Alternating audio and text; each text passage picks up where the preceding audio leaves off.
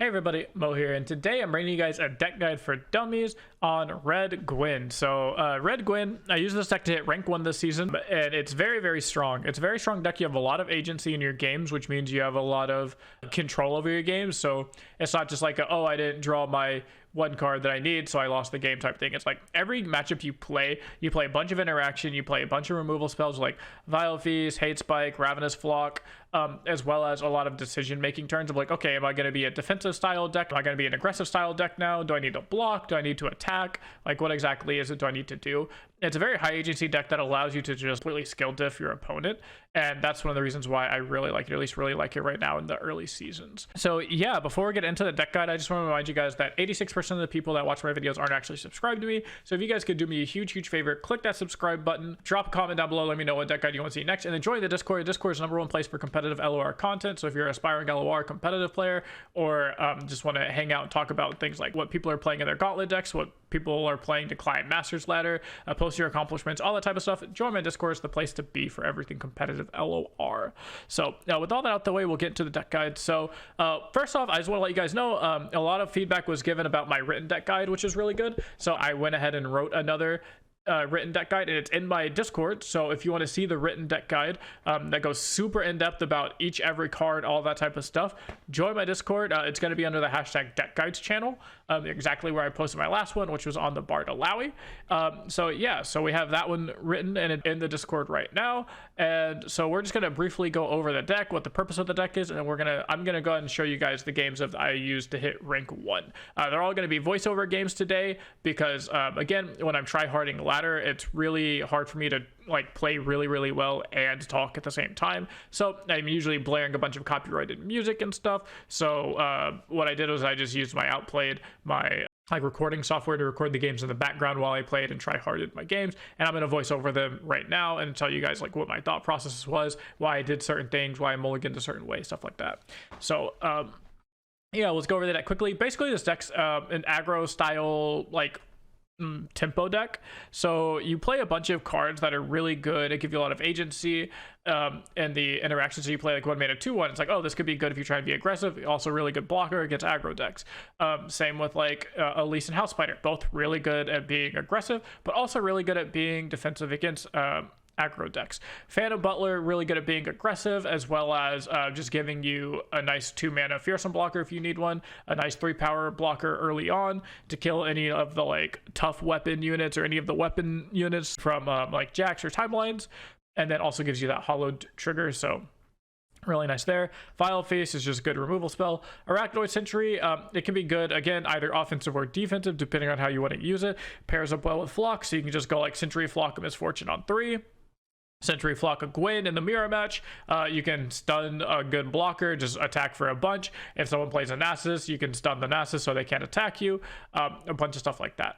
So Skitterer, this card is usually Shadow Isle's Tellstones, but I started playing one Skitterer because I realized it's really good in the matchups you want to be aggressive, and it's also not the worst card against the aggro matchups, whereas Tellstones is like literally a dead card in aggro matchups. Frenzied Skitterer could save you some HP there because it just like makes gives -1 attack on all the units in play, which is fine. But against things like Ezreal Kitten, which is getting really popular and is the best deck in the game in my opinion, especially when you're on the fearsome package of like Burgeoning Sentinel, Elise, Phantom Butler, stuff like that, then slamming down a Frenzied Skitterer early, like on turn 3 or turn 4, allows you to just push a bunch of damage for no reason, and it really gives your fearsome game plan a really big help in that area. Katarina is good for just rallying on your opponent.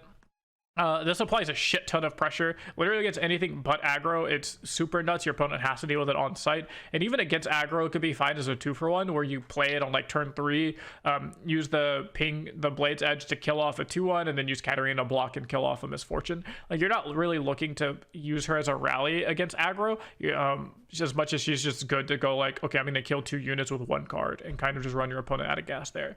Gwen, obviously nuts. She drains like heals 2 against aggro, as well as just a really nice stat line. Ruin Reckoner, I'm on 3 Ruin Reckoner because using it with either Eternal Dancer, Fallen Reckoner for aggro, or Gwen here is insanely good.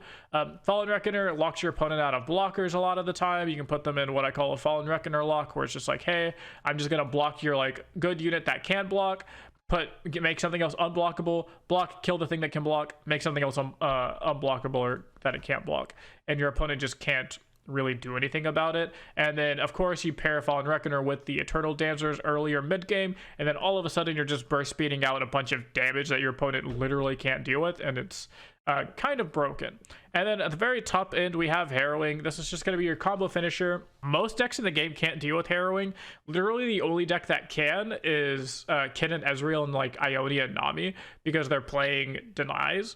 But if they don't have the deny for the Harrowing, then they just lose on the spot, and just about every other deck loses on the spot to Harrowing. Having the Harrowing in hand lets you do things like blocking really well, so you can block all the way down to 0 units, save as much HP as possible, and then just go, okay, here's a Harrowing, or summon back my like you can't block units, summon back my Eternal Dancer, summon back my Katarina, and then just like kill your opponent before they're able to actually do anything. Well, that's a very quick overview on what each card does. Again, I have a written guide that goes way more in depth, so if you want to go super in depth on how to play each deck and what each card is like really specializes in, go check out that written deck guide in my Discord, and then as well as the Discord will that written deck guide will have the full-on mulligan guide on how you're supposed to mulligan. So that's gonna be it for this intro. Again, if you want more in depth on the deck, why each card is there, what each card does, cards you could play instead of the cards here, you know, like substitutes you could play for different metas and different archetypes, stuff like that if you're targeting something, as well as the mulligan guide, go check out the deck guide in my Discord, and the link to my Discord is in the description below. So that's gonna be it for the intro. Now I'm gonna go and show you guys the games. I'm going to go ahead and voice over the games that I actually won to get me to that rank 1. All right, so let's get into the first game here. The first game is against Trinithan. So Trinithan was really a lot of people knew Trinithan when he first played LOR. It looks like he took a break, but he's back now. And so we're up against Misfortune. I think it's Misfortune Alawi, and I'm not really sure what his deck is at this point. I think it's like some sort of weird scouts, or maybe some sort of like mid-rangey style deck, kind of like what Alawi Lux used to be, what Alawi Lux was, but instead they're playing the Misfortune package. I assume to have a little bit more aggressive plan against the decks like Kin and Ezreal, maybe the random like the Fairly Weird Timelines deck, stuff like that. He doesn't really want to go to the late game. But yeah, so I just planned, it's like, okay, I'm just gonna play it normal here. So I mulliganed away by basically my non-important cards. I just I got 2 1-drops, kept them both. I figured I'd apply a little bit of pressure here or have good blocks, because I didn't really know what his deck did. So that's exactly what happens here. I grab my 2 1-drops. I think I just open attack here. Yeah, oh no, I play my 2-drop for sure. Yep, so I play my 2-drop here, then I swing. I think he makes his unit a 4/4, and then I swing out anyways because I'm like, I don't really care. Yep. So he makes his unit a 4/4 here, and I don't really care. And at this point, I'm just trying to like deal damage to him. And I know he has Misfortune in his deck, so I want to go ahead and swing here, even though I know these aren't very good trades. Like, he's going to get a free kill on my 3/1. And then if he has like Sharp Sight or something, he gets a free kill on my 2/1 as well. But my logic is, if he has Misfortune, I can't do anything anyways. So I might as well just try and give myself the best odds here to actually be useful. So we go into turn 4. Let's see. So my hand's not really looking great here. I do have Gwen, and then I just have like a bunch of glimpses, but there isn't too much I can actually do. So here he's deciding whether or not he wants to attack into my Gwen. And with this pause, I immediately know he has a Cataclysm in his hand. Like, without a doubt, he has Cataclysm. If he didn't have Cataclysm, this attack would be much more awkward for him. But he's basically deciding if he wants to just attack with a 5/2, get it chump blocked by the 2/1. Like, no, that doesn't sound good. Well, if you attack with a 3/3, also your 3/3 just like gets killed by Gwen. So this is a very pivotal turn, and here I'm 100% like down to just go ahead and kill off my Gwen. So we can go ahead and skip a little bit, because that's eventually what ends up happening, is he roping a lot. So he does the attack here. I just block with Gwen onto the 3/3, say, okay, if he Sharp Sights, I have Glimpse. If he does Cataclysm here, I'm down to just eat the 5 damage and remove the board. Reset back to neutral. I know I have Harrowing in my hand, so I will eventually win anyways. The reason I don't Glimpse this to cancel out the Cataclysm is, again, I just really want to reset the board. I'm going to have much more resources than he does with these double Glimpse. So I say, yeah, sounds good. I'll take my 5 damage here. You don't seem to be too aggressive of a deck. So I say okay. I don't think I glimpse yet. I think I just click okay here, and I'm just trying to find like a really nice open attack here for 5 damage. Yeah, so I find a really nice open attack here for 5 damage, I think. Or not. I know I play Ruin Reckoner this turn to just apply more pressure. So yeah, so this looks good to me. I apply more pressure here, get my 5 damage. Like, oh look, the life total's already almost back to even, except I know I have way more cards, way more value in his hand. So there's that. I slay my Ruin Reckoner, and then I just attack with my Ruin Reckoner for like 9, I think. Was it? Oh, 7. So it forces out a block from him. So yeah, do it onto the Ruin Reckoner. Say, here you go, buddy. Take the 7, or, you know, give me one of your units. And we're chilling. So he gives me one of his units. I'm pretty happy at this point. I think he plays Misfortune. Yeah, so he draws a Misfortune. So now I'm like, oh, fuck. Maybe I should have kept my unit healthy so I could block the MF. And, you know, I could have, like, I would have applied more pressure. I would have hit him for 8 anyways with the 2-1. But we'll see what happens. So I end up having this hollowed, these Eternal Dancers. And I'm trying to think of, like, okay, let me check here. I do this often where I check to see what my harrowing is, just so I have an idea of, like, what my harrowing would look like next turn for the win. And yeah, so he does this. I think he gives me like an attack with a 2-4, and I block with my 2-1 possibly. And basically the whole idea here is just to get to a point to where I can attack him a lot with my Eternal Dancers next turn. Yeah, so we can go ahead and pass this because I think he's just deciding his attack. He eventually just attacks me with the 2-4, I think. Oh no. Okay, so here's the attack, right? So he locks this attack in. And I'll go ahead and let you know what you're sorry, because he drags it with the 1-3. So he drags it with the 1-3. I just say okay. I don't want to block with my Eternal Dancers because then I can't block the Misfortune. So we're just gonna say okay here. I could have very much glimpsed right there, but I didn't really feel like I need to. So right here I'm just gonna go 4-1 glimpse. They basically have to have Make It Rain or Second Misfortune. They don't, so I'm gonna draw a bunch of cards. Now though, I can't or not Ruination, I can't Harrowing next turn. But it should be fine, because here's the thing, and this is something that a lot of people don't really look for. I can almost go infinite. He has like exactly 7 power on his side of the board. So that means that he would have to block with basically his entire board in order to stop my 4-6, or in order to stop my dancers from literally just killing him, and then eventually my Ruin Reckoners kill him. So when this happened, I basically assumed I won the game, unless they have like a concerted strike or something here, because I know like, oh, I'm just gonna go Ruin Record, like attack. He has to chump block my 7-6, so I think he just does it with the Misfortune immediately because he knows what's about to happen to him. Because if he just chump blocks like a 1, then what do? I go, okay, Eternal Dancers you again. You can't just chump block me with the 1 because you're getting hit for 8 over here, you know. So yeah, he blocks with the Misfortune. What else happens? Oh, I think he has, okay, Tentacle Smash. Yeah, so I believe I get rid of, yeah, so I glimpse here, and then yeah, so I glimpse, I play Skitterer, I draw into the Skitterer, and then I'm able to just like reduce his attackers. So we were so close to almost going infinite on like one of our first games, and it was important. So basically all we did this game was take control of the board, and say, hey, you know, we're in like a mid-range style fight, so I'm going to take control of the board, and eventually I'll win in the long game because my units just have higher quality than yours. If we really needed to, and we were really scared, like if we didn't win the game here, we very much could have just like played House Spiders, played Gwen, and then had really nice blocks. Of course, never die. We just completely block out next turn. Just make sure we don't die, and as long as we don't die next turn, then we'll eventually just go back to our turn with the Harrowing and win the game. So we could have done like Gwen, let's see, we had I think it was 7 mana. We had either 6 or 7 mana, so we could do some combination of like House Spider Flock, Gwen House Spider Flock or something onto the Watchful Idol to get rid of the 1-drop, him making more tentacles and stuff, and that would have been really good.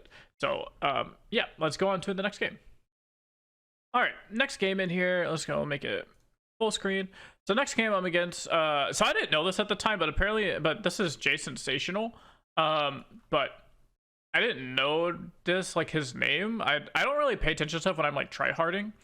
So he's playing on Kindred Nasus, so I kept Vile Feast because I wanted to be able to kill like a 3-1 or something. I know my 1-mana Fearsome units aren't going to be nearly as good against against their like mini fearsome blockers. Like they have the 1-mana 3/1.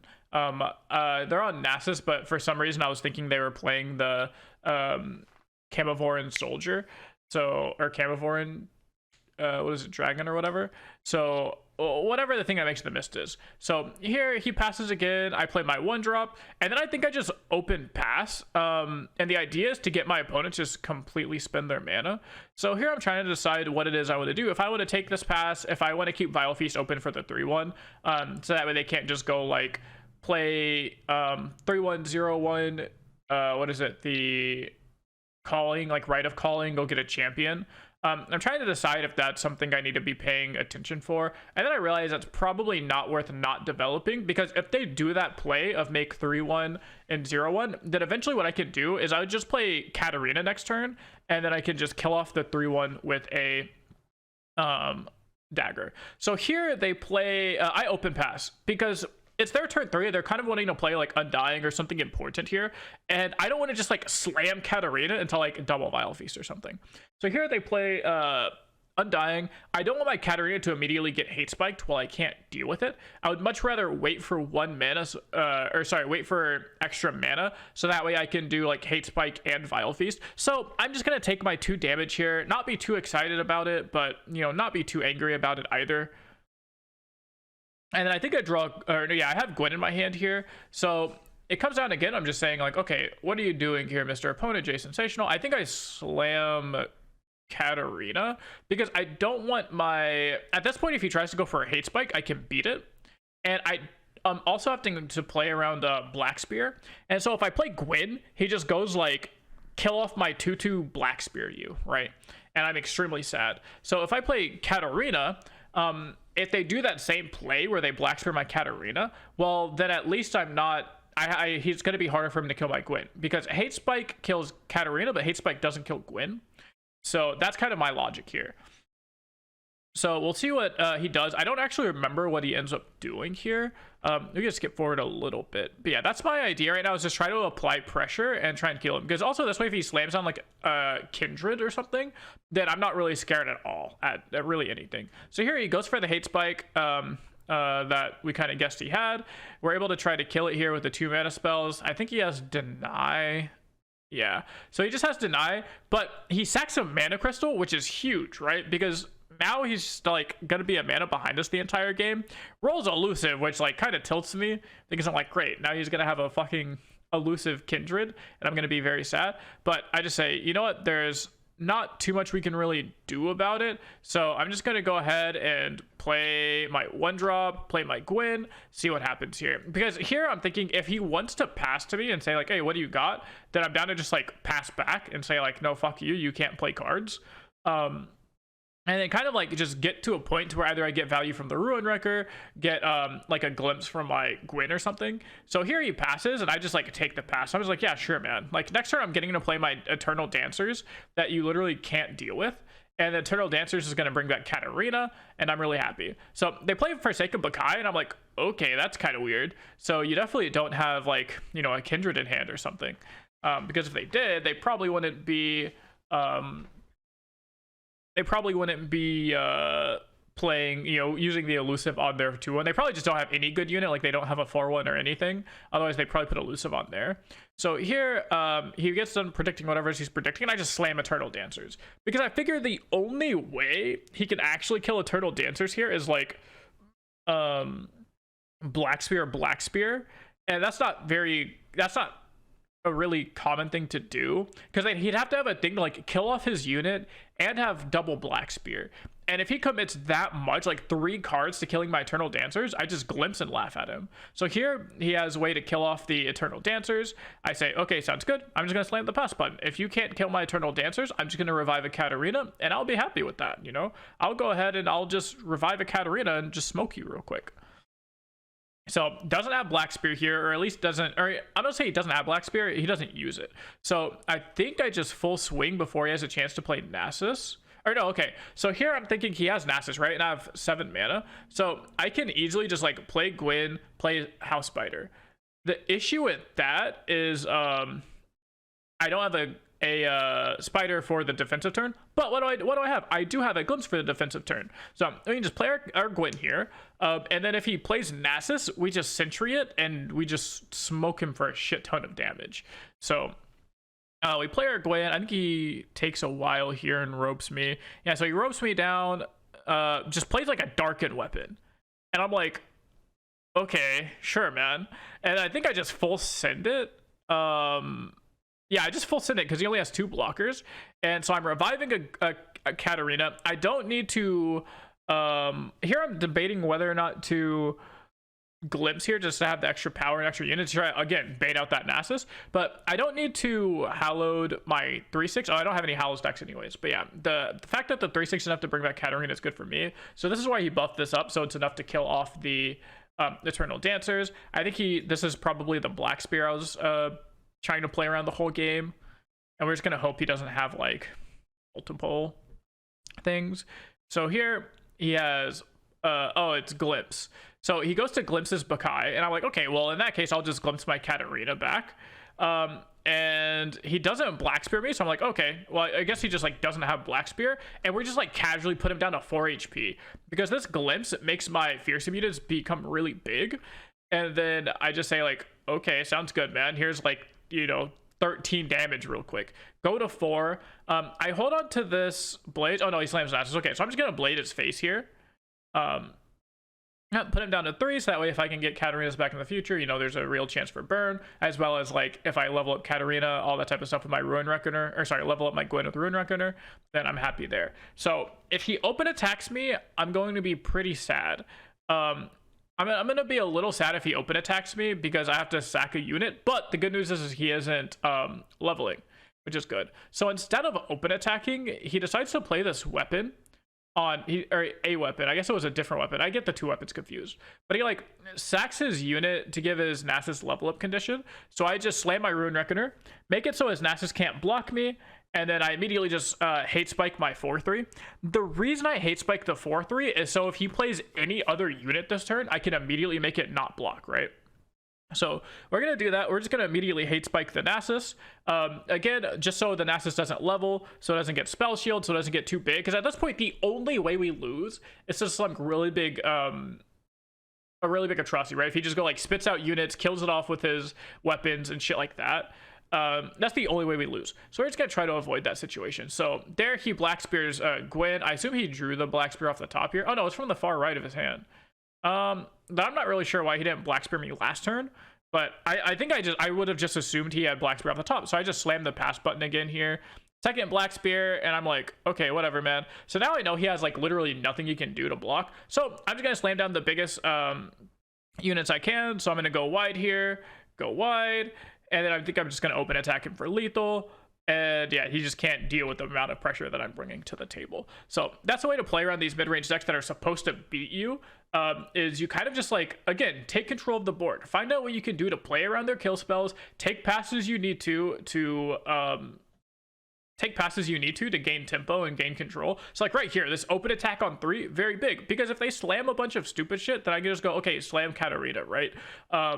Like if he would have played the 3/1 and the 0/1, then I would have said like, okay, boom, here's my Katarina. You can't hate spike me because the Katarina blade kills off all of your units, and you know, we're pretty happy. And then again, right, it was like down the line here. So yeah, so they kill my Katarina here, and then right here, I just like I play my 1-drop and then just immediately pass. So this is another way to say like he wasted an entire turn. I got to develop my board some, and he wasted his entire turn, and I didn't play it into any of his removal spells. I know playing into removal spells is one of the hardest things as a newer player to learn.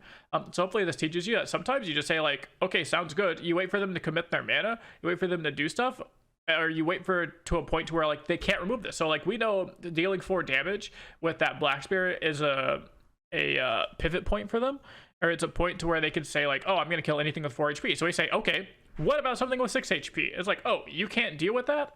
Damn, that sucks to be you.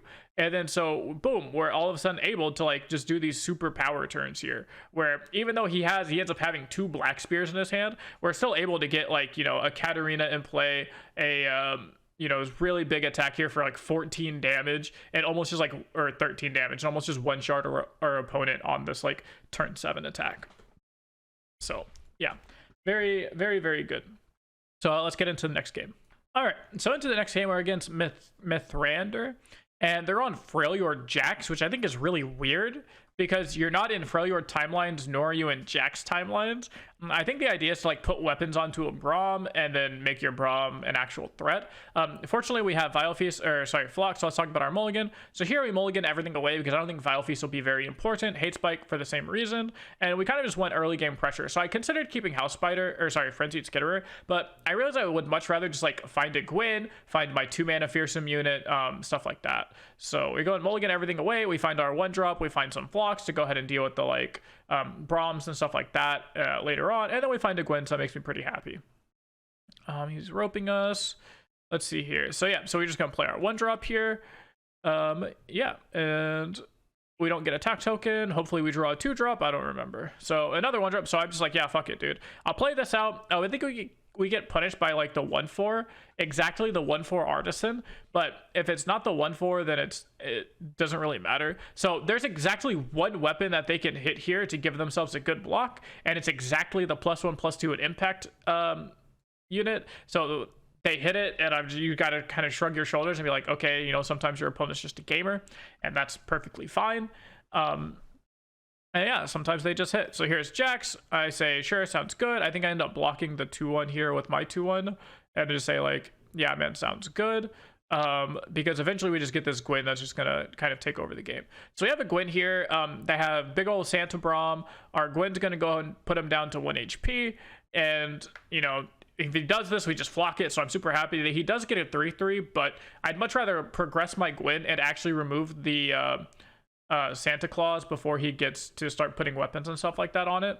So we're just gonna click OK here. Go ahead and kill it off with a Flock. I don't think they have another one. So then we're just gonna start the Ruin Reckoner lock. And essentially what a Ruin Reckoner lock is it just like removes all of their blockers. I fully expected them to weaponize the 3/3 here, but I think instead they weaponized the 1/1. Oh no, they have a catch. So they do this attack, which I think is really stupid, and I immediately recognize that like this is going to be a catch. Oops, not plus 30 seconds, minus 10 seconds. It's going to immediately be a catch. So I just say, okay, I'm not going to block with my Gwen because that'll make me sad. So what happens here is I block. Oh, wow, surprise, surprise, they have a catch. I just click okay. I don't try and go for the Jax kill because they're Freljord, so I assume they play like, you know, 3 sisters into the like Fury of the North. They probably play like Troll Chant, stuff like that. So I figure there's no point of trying to interact with the Jax on such a reach when I don't really need to reach that hard. Instead, I'm just gonna slay my Ruin Reckoner, man, and just say like, cool, like you have no blockers, dude. Like do something. You're not a timelines deck. Like your units aren't going to be super crazy units, you know. So yeah, they just say, okay, I'm just gonna play my 1-drop here. I'm gonna swing big. I think I flock here to get rid of their blocker, and then that gives me like a really big push with my Fearsome unit. I think I actually buff up my Fearsome unit so that way it kills the 6/4 if they try and block with it, if I'm not mistaken here. Yeah, so we basically just put them in this Ruin Reckoner lock of like, or sorry, not Ruin Reckoner, but the Fallen Reckoner of just like, yeah, man, like none of your units can ever block me. So if you're not killing me next turn, then you're just sad. And also, by the way, I'm leveling my Gwen. And also, by the way, you're going to 2. So like you literally have to block here. Sure. So does that make it? Okay, so that makes it so it lives. And I just immediately hate spike it. So, oh no, I don't. Because here I'm deciding, do I want to kill off his unit or do I want to push the damage? And I realized that I can't afford to take the damage because he's going to have 2 extremely large Overwhelm units. So it really is going to come down to me deciding if I want to try to play to win next turn or like what I'm going to do. And because I don't have Harrowing, I don't remember what I want to do. Looking back at it, if I'm in this spot, I would probably just take this damage. I'm trying to do the math here of like, do I live? Do I have to block with Gwen? So on and so forth. And I don't think they ever kill me. So because they never kill me, I just take the damage here and just play my Ruin Reckoner. because that way if they don't, they only get one action next turn before my Gwen just like gains me a bunch of life back. So yep, that ends up being what happens. I just take all of it. I play my Ruin Reckoner here, so I get a good blocker, and then my Gwen's threatening to just like make it even again. So I believe I just block like really big. I block the 1/1 with my Gwen, and literally all I need to do is just not die, right? So they preemptively catch the 4/2. Probably, I don't really know why they did that, because they're already showing lethal. So here's a tip for you: if you're already showing lethal, just click OK, because it could give your opponent a chance to mess up. Because you see here, I have to block 7 damage in order to live. So because if what would have happened is I would have attacked like I would have blocked my Ruin Reckoner onto his 5/3, and then my Gwen onto the 1/1, and then I would have immediately tried to hate spike the 5/1, and then you could have catched the I guess that wouldn't have mattered, because I was gonna say you could have catched onto here to make it live the hate spike, but that wouldn't have happened. It still would have died to hate spike. But yeah, so there's no reason to do stuff proactively if you're just going to present lethal anyways. So here I just click OK. I just gain all my life back with Gwen, and then he doesn't have a blocker, and then I think I just open attack him or something like that. I don't know. Okay, so he gets a blocker, and I was like, okay, well, here's a Hollow Dancer. You can't really do anything about it. I'm just gonna have 2 like ginormous overwhelm units. So like, I don't know what my hollowed was at. Do I ever hover it at some point? Oh yeah. So my hollowed is 2.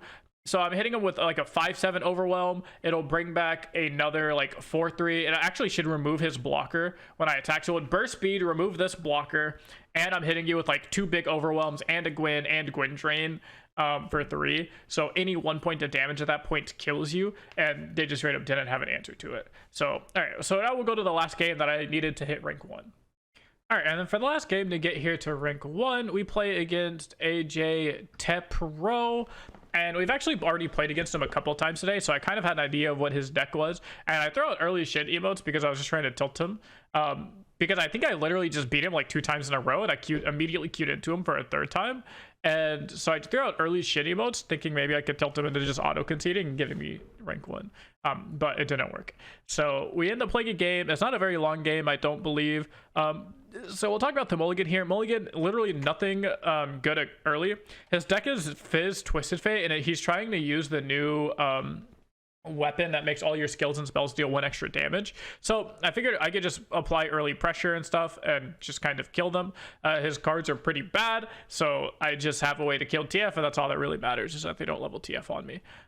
So here we full mulligan, we get a Phantom Butler. That's pretty nice. I get a 1-drop, so I just go, okay, play 1-drop, play 2-drop. You can make it rain me here, don't particularly care. I still get my 1 damage, and then your make it rain is kind of like very mid. So we do all this stuff, get our 1 damage in. We don't really have a good turn 3. Let's see, but they don't either. They just play a 1/2, and I'm just like, okay, sounds good, man. Here's a Gwen. So I shove a Gwen at them and then say, go ahead. There's also a thing, there's also a reason to just pass here, because they have a fleeting card, and you just want to not let them get good value on that fleeting card. Like if the fleeting card was Thermogen. So here I'm checking. I'm like, okay, fleeting card isn't Thermogen, so I'm pretty happy. We're just going to go ahead and glimpse, try and take this trade with the slot bot. Slot bot's probably really important for them because they plan to draw a lot of cards. So we just let it happen. We're just going to take a swing here, get in for our 5 damage because of our double hollow triggers. And then I was like, okay, so you're discarding your fleeting card, and it's a fucking stress defense. And I'm like, or stress testing. And I'm like, very cool, man. So I was like, very cool stress testing you have there. So blue card, doesn't matter. I'm surprised they didn't go for the gold card here to try and just kill off my unit. But hey, you know, more power to you, my guy. So I just play my Fallen Reckoner, and here we're just going to put him in a Fallen Reckoner lock that we talked about earlier, where we just consistently remove all of their blockers forever and ever, make it so they can never block us ever again in the history of ever. So he gotchas, kills our unit. We say, oh, shucks, that sucks. What are we ever going to do about that one? And the answer is just immediately make it to where they can't block us ever again. So I believe we block the 3/6 and then flock is what I would do looking back at it. Yep, so that's exactly what we do. We block the 3/6 and we flock. So now we kind of don't have a way to kill a leveled TF if a TF starts to level. But I think we're just going to be applying so much pressure with our Reckoners that it doesn't really matter. So here, I don't know if I go for, oh yeah, I go for Eternal Dancers because my Gwen isn't leveled. So if I Eternal Dancers here and get to attack with it, then the, it'll bring back a Reckoner, burst speed, remove one of his blockers, also threaten to attack you for like 11. And it's super crazy. Or sorry, only attack you for 9. So we do that, we attack, get rid of his blocker here, and it's ephemeral, so we'll get another one of the Fallen or the Risen Riders. If he wants to block, he has to block with his Twisted Fate, which in that case, he's not leveling Twisted Fate, and that's very, very good for us. So we do that, we just click OK. I don't think he blocks. I think he tries to go for a TF level up is like his win condition at this point. So I think he does like a TF pick a card here. And he's getting a card from the, yeah, so there's TF pick a card. He's getting a card off of Pull Structure. He's drawing 3 fleeting cards next turn. And he does a really, in my opinion, like bad move of like open passing or something like that. And I was like super tempted to just take it. So here I'm threatening, so I'm thinking here if I just want to immediately pass again, but I realize it's probably not worth it. I'm just going to remove his blockers because if he's able to level at Twisted Fate, I can't really stop it.